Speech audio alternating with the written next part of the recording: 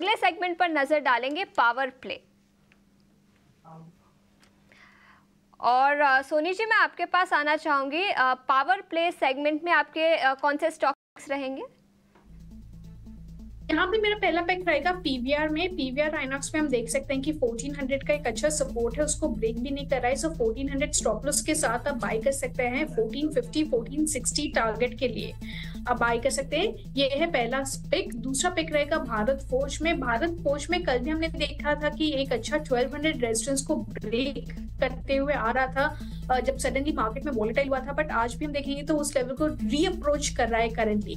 सो यहाँ पे conditional bye रहेगा 1200 को अगर क्रॉस कर पाता है तो उसके ऊपर आप बाय कीजिए for 1240 targets and 1190 stop loss आपको तब प्लेस करना है जब वो रेजिस्टेंस को क्रॉस कर जाए। ठीक है, तो ये पसंद आते हुए स्टॉक का इस वक्त सोनी जी को। आदित्य, आपका रुख करेंगे पावर प्ले सेगमेंट के लिए। आप बताइए आपके पसंद आज क्या है? पहला स्टॉक ट्रेंड का रहेगा प्रशांत। बहुत ही शानदार रिकवरी देखने मिल रही है स्टॉक में और मुझे लग रहा है कि यहाँ पे कंटिन्यूएशन होना चाहिए। जो पॉजिटिव मोमेंटम स्टॉक में देखने मिल रहा है। ऊपर की तरफ 4300 के टारगेट्स रहेंगे, तो ट्रेंड में खरीदारी की सलाह रहेगी। 4000 का स्टॉप लॉस और 4300 का यहाँ पे टारगेट रहेगा। Second stock recommendation RBL bank में रहेगा। हमने देखा है छोटे बैंक्स में एक अच्छी रिकवरी देखने मिल रही है। आरबीएल बैंक भी नीचे से एक शानदार रिकवरी दिखाया और ऑलमोस्ट डे हाई पे ट्रेड कर रहा है। अपने 200 डीएमए पे सपोर्ट लिया है, वहां से एक अपमूव दिखा है। तो मुझे लग रहा है ये स्टॉक कहीं ना कहीं एक बार 265 270 को टेस्ट कर लेगा, तो वो 10 से 15 रुपए का अपसाइड डेफिनेटली है स्टॉक में। उसके लिए आप ट्रेड कर सकते हैं। नीचे स्टॉप लॉस लगाना है 250 का, तो 250 के स्टॉप लॉस के साथ फ्रेश एंट्री आरबीएल बैंक में 265 270 के लक्ष्य के लिए। तो ये स्टॉक और खासतौर पे आरबीएल बैंक पर खरीदारी की राय इस वक्त आदित्य की तरफ से आती हुई। सोनी जी, थोड़ा सा समय बाकी है। अब चूंकि आरबीएल बैंक का इन्होंने जिक्र कर दिया है, तो मेरी नज़र में एचडीएफसी बैंक भी आ गया है। 2% की तेजी यहाँ पर एचडीएफसी बैंक में हमें नजर आ रही है। एचडीएफसी बैंक पर जरा नजरिया दीजिए, किस तरह से फिलहाल देख रही हैं स्टॉक को? एचडीएफसी बैंक यहाँ पे जब तक वो 1500 के ऊपर मेंटेन करता है तो एक पॉजिटिव आउटलुक बन सकता है टुवर्ड्स 1540 1550। सो यहाँ कल उसका रिजल्ट्स भी है मोस्ट लाइकली। सो 1500 स्टॉप लॉस यहाँ पे स्ट्रिक्टली मेंटेन कीजिए एंड 1550 का एक पहला टारगेट है। ठीक, उसको फटाफट से आपके लिए लेकर आते हैं। टॉरेंट पावर पर एक व्यू लेंगे हम आदित्य आपसे। आज देख रहे हैं कि प्रेशर बना हुआ है। पिछले 5 दिनों में 5.5% टूट चुका है ये स्टॉक का। क्या ये करेक्शन टॉरेंट पावर में मौका बन सकती है, और क्या मौका एसबीआई लाइफ में भी आप देख रहे हैं? क्योंकि यहाँ पर भी जो है वो प्रेशर बना है और पिछले 5 दिनों में हमने देखा कि यहाँ पे भी 3% का करेक्शन आ चुका है स्टॉक में। टॉरेंट पावर, एसबीआई लाइफ, दोनों में कहाँ मौके देख रहे हैं आप? टॉरेंट पावर अवॉइड करना चाहूंगा प्रशांत, क्योंकि मुझे लग रहा है करेक्शन अभी भी कंप्लीट नहीं हुआ और ये आने वाले दिनों में करेक्शन और एक्सपैंड हो सकता है नीचे की तरफ। तो 1300 मुझे लग रहा है स्टॉक इजीली टेस्ट कर सकता है। तो 200 पॉइंट की अच्छी खासी गिरावट अभी भी लग रही है मुझे। स्टॉक बहुत ओवरबॉट जोन में था, वहां से एक पुल बैक करने की कोशिश कर रहा है। तो पुल बैक में कहीं ना कहीं मुझे लग रहा है 1300 तक का लेवल्स डेफिनेटली टेस्ट होना चाहिए। वहां पे आप मौके फिर वापस से एक बार ढूंढ सकते हैं फ्रेश एंट्री के लिए। उसके साथ अगर हम एसबीआई लाइफ की बात कर ले तो वहां पे सेम सिमिलर पैटर्न्स थे। एक ओवरबॉट सिनेरियो था, वहां से कूल ऑफ करने की कोशिश कर रहा है, बट इसमें मुझे थोड़ा सा स्ट्रेंथ ज्यादा लग रहा है और बहुत सपोर्ट्स के पास में है स्टॉक। तो इसमें एक फ्रेश एंट्री के मौके देख सकते हैं करंट लेवल्स पे। नीचे स्टॉप लॉस हमको लगाना है 1400 का और ऊपर में ये वापस से एक बार 1550 और 1600 के लेवल्स को टेस्ट कर सकता है। तो between torrent power and SBI life मुझे लग रहा है SBI life better opportunities provide कर रहा है। एसबीआई लाइफ जो है वो बेहतर है यहाँ से खरीदारी करने के लिए। टॉरेंट पावर को अवॉइड करने की सलाह आदित्य की तरफ से। एक स्टॉक पर चर्चा करते हैं, यूपीएल की। काफ़ी शानदार मूव रहा है यूपीएल में और आज भी हम देख रहे हैं कि 2% से ज़्यादा की तेज़ी यूपीएल में हम इस वक्त देख रहे हैं। लगातार एक्सपर्ट के फेवरेट स्टॉक्स में भी रहा है। यूपीएल के साथ हम जोड़ देते हैं विप्रो को।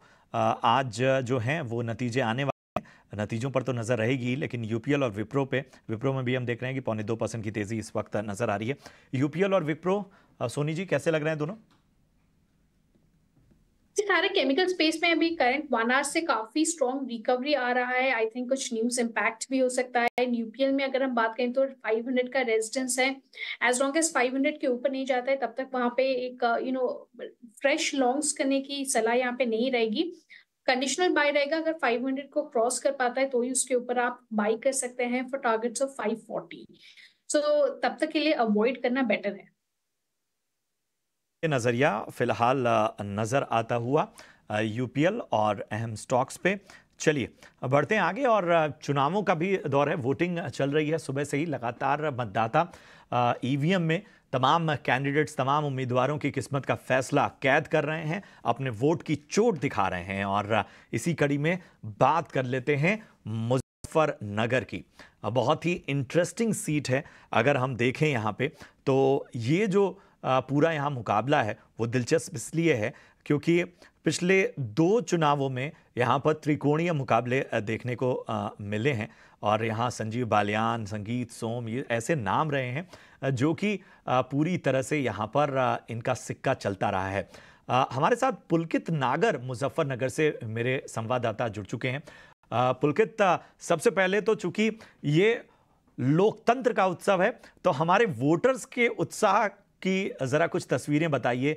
मुजफ्फरनगर, वेस्टर्न यूपी, पश्चिमी यूपी, एक तरह का अपने अंदाज और अपने लैंड्स के लिए जाना जाता है, और यहाँ की जो राजनीति का जो तापमान है वो एक अलग ही तरह से असर दिखाता है। कुछ नाम मैंने लिए, बताइए वहाँ के समीकरण के बारे में, लेकिन पहले हमारे वोटर्स की जरा बात कीजिए, किस तरह का उत्साह है?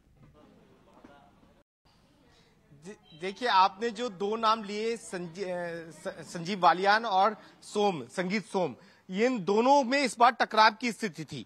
बालियान जहां चुनाव लड़ रहे हैं तो संगीत सोम के समर्थक ये कह रहे थे कि उन्हें टिकट मिलना चाहिए था, और इसीलिए ठाकुर जो लॉबी थी उन्होंने विरोध किया, जगह जगह पंचायतें हुई और संजीव बालियान का विरोध भी कुछ जगहों पर मंच पर नजर आया।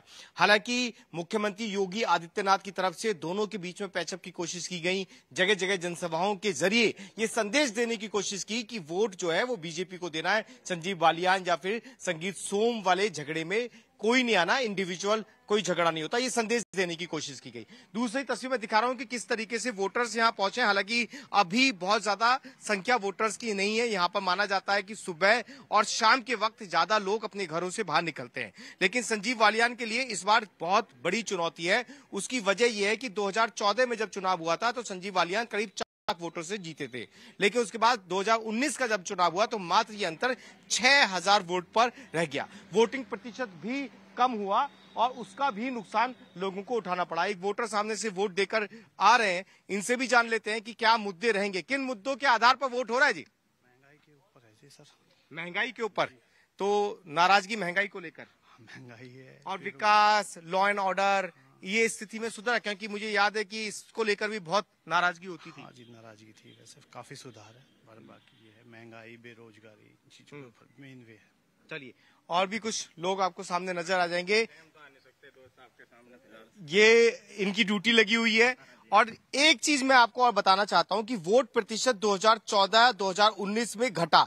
2014 में 70 से ज्यादा प्रतिशत वोट हुआ था मुजफ्फरनगर में, जो घटकर 2% घटा। और इस बार कोशिश यही है कि तमाम लोग यहां वोटिंग के लिए पहुंचे, और इसी के लिए प्रत्याशी ये अपील कर रहे थे लोगों से कि वो अपने बच्चों को जो बाहर नौकरी करते हैं उन्हें यहाँ बुलाएं।